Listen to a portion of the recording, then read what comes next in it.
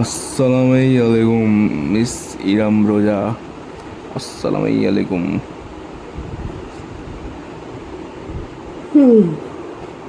So good morning আর good night. Good morning কেন কি এখন সকাল 5টা বাজে, আর গুড নাইট কেন কি এটা আসলে না গুড নাইট না গুড ইভিনিং বলে আসলে, লাইক গুড ইভিনিং আর গুড নাইটের মধ্যে পার্থক্য এটা। গুড ইভিনিং বলে ভাই তুমি রাত অব্দি যত ইচ্ছা চাও গুড ইভিনিং বলো, বাস ঘুমানোর মানে ভেবেলে তুই কারোর সঙ্গে দেখা করেছি, বাট রাত্রের সময় হচ্ছে তো তুই গুড নাইট বলবি, গুড নাইট বলে তোর সঙ্গে দেখা করবি না, ওকে তখন গুড ইভিনিং বলে দেখা করবি। বাট যখন ওকে ছাড়বি মানে টাটা বাই বাই করবি কি হ্যাঁ হ্যাঁ এবারে কথা শেষ এবারে বাড়ি যাই, তখন গুড নাইট বলতি। এটা আমি মানে কোথাও গুগলে সার্চ করলাম, ওই ইউটিউব ভিডিও কোথাও দেখেছিলাম। আচ্ছা বাদ দে। তো হ্যাঁ এই ভিডিওটা বানছে তো 12 আগস্টের, বাট আমি মানে বানছে 12 আগস্টের দিনে, জানি কি 12 আগস্টে কী হয়েছিল। সো সো হ্যাঁ, তো সকালবেলা আমি তোকে বললাম কি ভাই বিড়াল কিরম করে ফাঁসলো, মানে কিরম করে গাছে উঠলো আর আগে আবার লাভালাম। সো কী হইলো তারপরে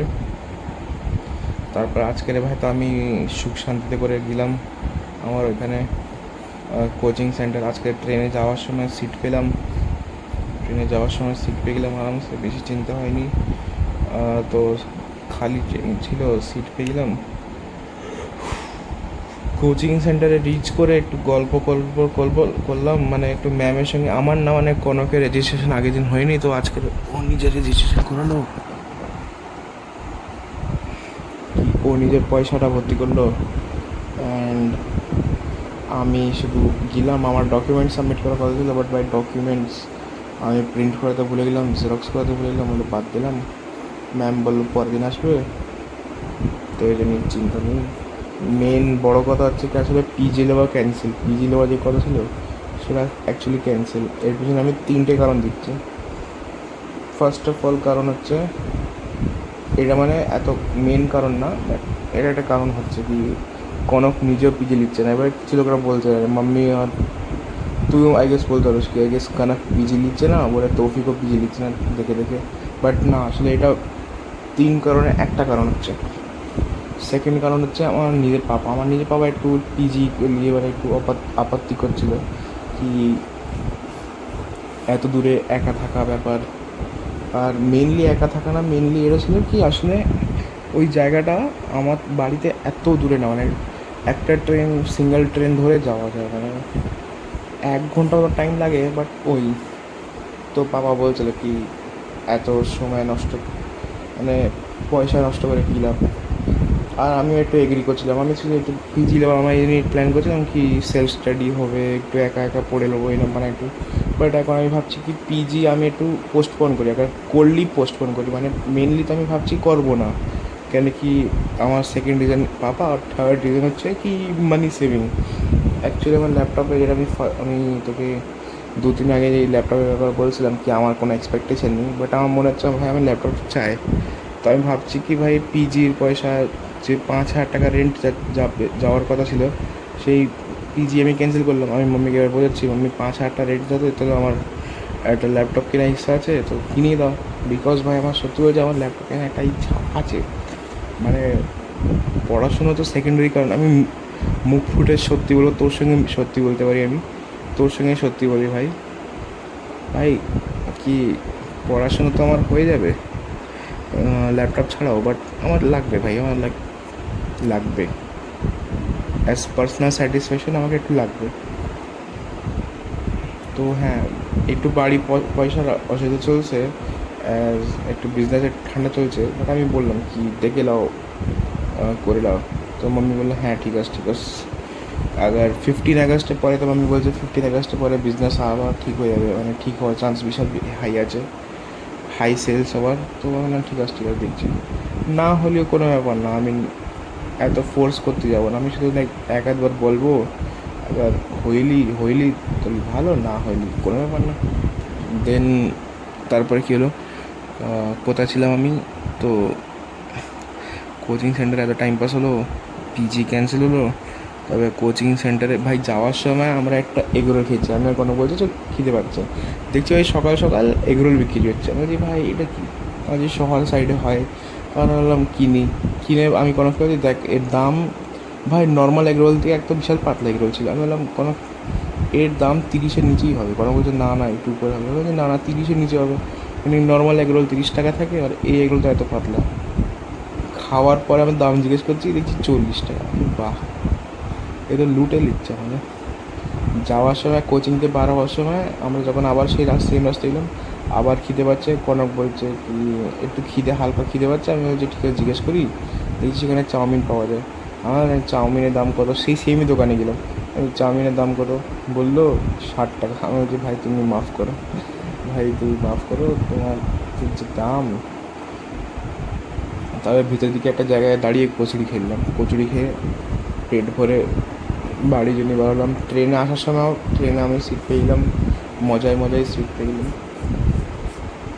আর আমি ভালোই আজকে আমার বাইকের কোনো ঝামেলা করিনি, তো আমি বাইক ধরে ভালো করে বাড়ি আসলাম। কী দেখি বাড়ি এসে কী দেখি, আমার বিড়াল আরেকবার গাছে উঠে গেছে।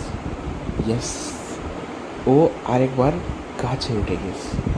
আমি ভাই ও দেখছি আর আমার রাগ উঠছে, আমি ভাই কিচ্ছু বলিনি, আমি একটু করলাম চেষ্টা, দেখলাম এইবারে একটু এত খাতনাক জায়গা উঠিনি, একটু কম খাতনাক জায়গা উঠলো, বাট নামতে পারে না একা একা। তো আমি একটা চেয়ার নিলাম, আমি একটা চেয়ার দাও, চেয়ারে উঠলাম, গাছের একদম সাইডে চেয়ার রাখলাম, চেয়ারে উঠলাম আর ওকে এখানে করে গাইডেন্স করে নিচে আনলাম।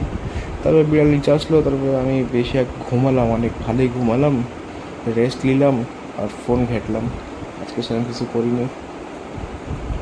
কাল থেকে ভাবি, কালকে তো আমি এখন একটু আগে কনককে একটা ভয়েস পাঠালাম কি কনক আমি আজকে যাব না, আজকের কেন কি প্ল্যান ছিল আমার আরেকবার যাওয়ার, বাট আমার ভাই পা হাত পা ব্যাপক ব্যথা আছে, ফর মাল্টিপল রিজনস আমার পা হাত পা ব্যাপক ব্যথা আছে হেঁটে হেঁটে আর বাইক ঠেলে ঠেলে। তো আমি ওকে বললাম কি ভাই আমার আজকে ক্ষমতাই হবে না যাওয়া, তুই চাইলে যেতে পারোস, বাট আমি তোকে সাজেস্ট করবো 16 তারিখে যেতে। 16 তারিখে আসলে আমিও নিজের ফিজটা পুরো জমা করবো। আসলে ফিজ সিস্টেম যেটা হচ্ছে সেটা একটু ভেলে ইনস্টলমেন্টে দেওয়া হচ্ছে, তো এখন শুধু 3,000 টাকা দেওয়া হয়েছে, বাকি আমার 4,000 টাকা দেওয়ার বাকি আছে। কখন 16 তারিখে আমি প্ল্যান করছি 16 তারিখে দেবো। সো ইয়া, আজকে এইসবই হলো। তারপরে তুই বল তোর দিন কেমন গেলো, লাইক ভালো গেলো? দেখলাম তুই এখন পড়তে বসছিস, যখন আমি এটা রেকর্ড করছি তখন তুই এখন পড়তে বসছিস, তুই জেগে আছিস। তোর আর সকাল সকাল ঘুম থেকে ওঠার চান্স, সত্যি বলতে গেলে তোর উপরে ডিপেন্ড করলি তাহলে তো না, বাট আবার তোর মা তুলে দিলেও পড়াশোনা করে দিনি, তাইলে তো হাই চান্স আছে তুই এখন জেগে আছিস, আমারও তো মনে হয়। তো হতে পারে। তো ভাই আগে তুই পড়ছিস তাহলে ভাই মজায় পড় ভাই, ইউ ক্যান ডু ইট। তোর এক্সাম কাছে আসছে, সাপোর্ট আছে আমার। তো তোর জন্মদিনও কাছে আসছে, তোর জন্মদিনের আমি লাস্ট ডে কোন গিফটটা রিভিল করে দিলাম, হ্যাঁ তোর কী গিফট রিভিল করে দিলাম, হ্যাঁ আমি কেক আর কনফেটি মানে ওই হয় না চুমকি চুমকি, ওটা ওড়াবো। দিস টাইম আমি রিভিল করবো নেক্সট গিফট, যেটা হচ্ছে সেটা হচ্ছে একটা handmade card. Yeah, I am going to make a handmade card. It's a special word. এটা আমি একটা অনলাইনে রেফারেন্স দেখলাম, আর সেটা দেখার পর থেকে আমি ভাবলাম ভাই এটা আমার তোর জন্য এটা বানানো উচিত আছে, আমি এটা বানাতে চাই তোর জন্য। ইটস আ লাইক ফ্লাওয়ার বুকের টাইপ কার্ড, মানে বেনেগিরি দেবো দেখবি, এখন আমি বেশি এক্সপ্লেনেশন দেবো না, বেনেগিরি তারপরে দেখোস। তো ইয়া, আচ্ছা আজকে আমি একটা ক্রিঞ্জি জিনিস করলাম, একটা জিনিস হচ্ছে গাচা। গাচা বলতে গেলে একটা জ্যাপানিজ টার্ম হচ্ছে, মানে এটা একটা টাইপ অফ আর্ট ফর্ম হচ্ছে। লাইক আগে একটা অ্যাপ আসতো গাচা বলে, যার মধ্যে ভাই তুমি নিজের লাইক পুরনো যুগ বলতে এত পুরনো না, মানে লাইক